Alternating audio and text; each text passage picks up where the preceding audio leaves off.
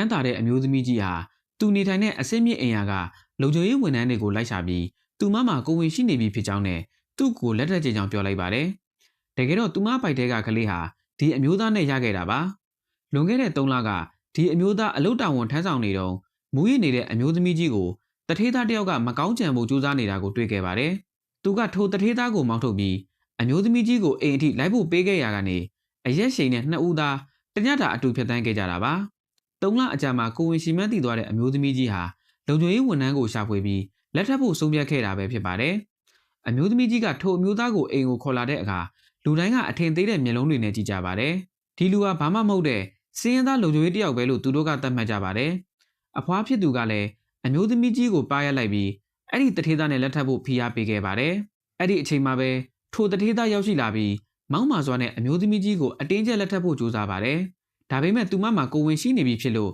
လက်ထပ်ဖို့မဖြစ်နိုင်ကြောင်းငြင်းဆိုလိုက်ပါတယ်။ဒါကိုဒေါသထွက်သွားတဲ့တထေးသားက